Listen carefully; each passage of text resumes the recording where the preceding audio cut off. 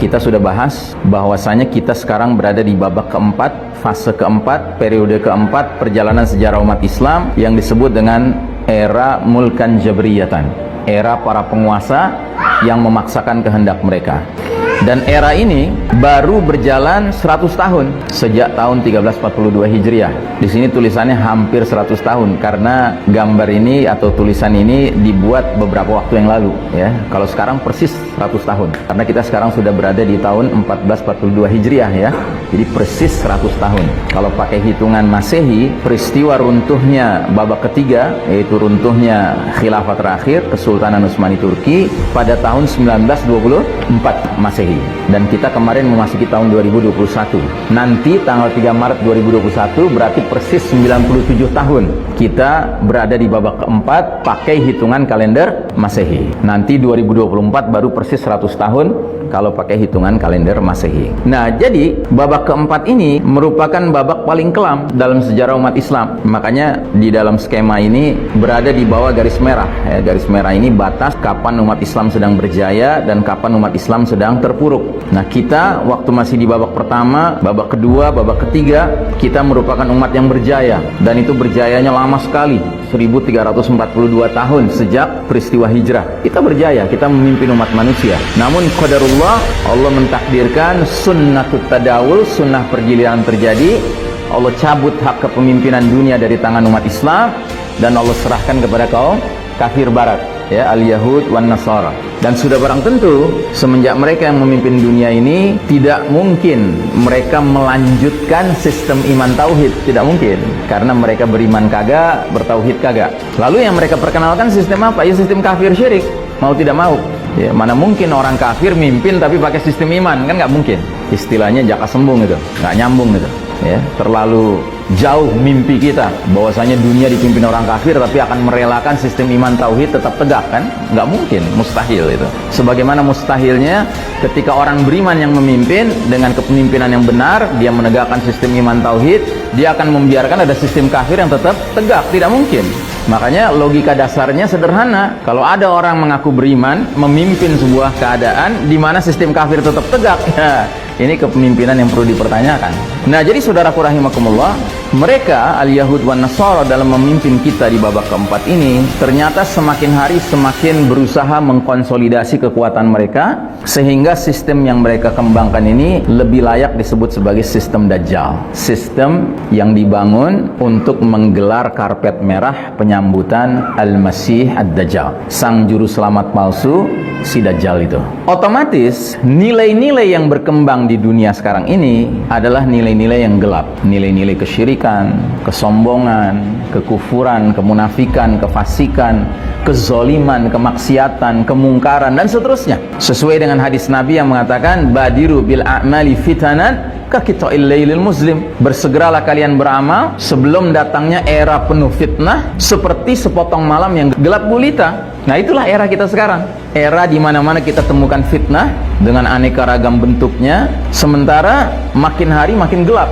dunia ini karena dikepung oleh nilai-nilai yang gelap. Yang jelas ada sebuah sunnatullah yang juga harus kita yakini. Apa itu? Ketika Allah menilai bahwa peradaban telah melampaui batas, ya, kezalimannya, maka Allah yang maha pemberi balasan pasti akan menimpakan azab yang pedih yang skalanya sesuai dengan skala kezaliman itu. Kalau kezalimannya skalanya skala lokal, ya azabnya azab lokal. Kalau skalanya skala regional, ya azabnya azab regional. Kalau skalanya global, azabnya apa? Azab yang global juga. Dan perlu kita ketahui bahwa sistem kafir syirik yang sekarang berkembang ini semakin hari semakin menunjukkan keasliannya. Contoh, kita sekarang ini mungkin tidak menyadari bahwa pengkondisian kita untuk benar-benar menyaksikan tegaknya New World Order, tatanan dunia baru, itu sudah semakin jelas, sudah makin kelihatan. Nggak tahu Anda mengikuti atau tidak, tapi saya sarankan untuk coba mengikuti sekalipun sumber-sumbernya kebanyakan bukan berbahasa Indonesia, berbahasa Inggris. Itu sudah mulai banyak pakar di barat yang memberikan sinyal peringatan bahwa para pemimpin-pemimpin kelas dunia ini merancang sebuah skenario namanya The Great Reset. Nanti nggak istilah itu?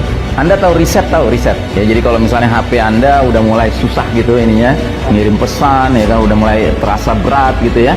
Anda harus riset kan, atau restart kan gitu. Nah ini mereka, para pemimpin dunia sekarang ini, termasuk orang-orang kaya dunia sekarang ini, mereka itu melontarkan sebuah ide namanya The Great Reset. Jadi dunia ini harus melakukan riset besar-besaran. Dan ini dikaitkan dengan apa? Dikaitkan dengan COVID. Jadi seperti kita ketahui, efek dari menyebarnya COVID ini, apalagi semenjak WHO mengumumkan ini sebuah pandemik, maka berbagai pemerintahan berbagai negara memberlakukan lockdown. Dan lockdown itu otomatis mempengaruhi ekonomi. Nah, makanya gagasan Great Reset ini yang pertama kali melontarkan siapa? Yang pertama kali melontarkan adalah ketua sebuah badan dunia yang namanya World Economic Forum. Jadi Forum Ekonomi Dunia. Jadi ceritanya mereka orang-orang pinter nih dan orang-orang berpengaruh. Banyak pimpinan-pimpinan negara, banyak taipan-taipan kelas dunia ngumpul di situ. Terus mereka membicarakan ini bahaya nih dengan COVID ini, lockdown, maka banyak ketimpangan ekonomi terjadi, ya kan, resesi ekonomi terjadi, ya kan. Maka kita kelihatannya harus menggagas sebuah ide solutif. Nah, mereka akhirnya menggagas yang namanya The Great Reset. Nah, Great Reset ini kemana arahnya? Arahnya adalah pembentukan One Global Government, sebuah pemerintahan global tunggal. Tapi nggak berhenti di situ. Ada kata sifatnya di situ. Sifatnya apa? Totalitarian. Tahu totalitarian artinya apa? Jadi One Global Totalitarian Government. Jadi sebuah pemerintahan totaliter yang global, yang tunggal. Paham totaliter artinya apa? Ada yang paham? Totaliter itu sama dengan otoritarian. Otoriter. Jadi sebuah pemerintahan tunggal dunia yang punya watak memaksakan kehendak sewenang-wenang ya. Dan slogan yang diangkat diantaranya berbunyi begini: You will own nothing but you will be happy. Anda tidak akan memiliki apa-apa, tetapi Anda akan hidup bahagia. Dan slogan seperti ini adalah slogan yang sangat cocok dengan faham ideologi komunis.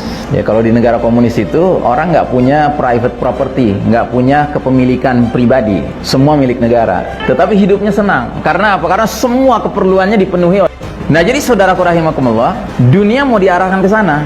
Jadi, yang segala Anda sekarang mulai mengalami nih, dibikinlah aturan begini, aturan begitu, ya kan, yang digunakan kalimat yang keren yang namanya protokol, ya kan.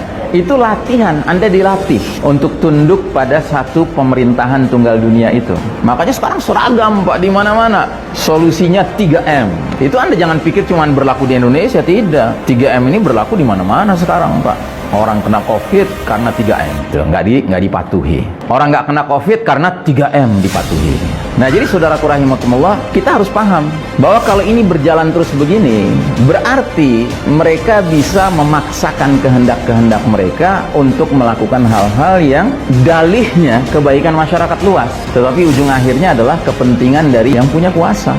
Makanya saya katakan, ketika Allah menilai bahwa peradaban ini sudah togho, sudah melampaui batas, maka Allah Al-Muntaqim yang maha pemberi balasan pasti akan menimpakan azab pedih yang skalanya sesuai dengan skala kezalimannya. Kalau skala kezalimannya kelas dunia, sudah barang tentu azabnya juga kelas dunia. Nah, pelan tapi pasti kita semua menuju ke titik tersebut, saudaraku rahimakumullah. Makanya saya peringatkan diri saya dan kita semua, marilah kita benar-benar menjadi hamba-hamba Allah yang semakin hari semakin tawakal kepada Allah, semakin bergantung kepada Allah Ta'ala, karena jujur apa yang kita alami ke depan ini akan semakin berat. Saya ambil contoh saja tadi di perjalanan, yang jemput bertanya kan, Ustaz, gimana caranya kita mensikapi vaksin? Ya, jadi sekarang ini kan masih ya ada pro kontra lah gitu ya kan, masih ada pro kontra.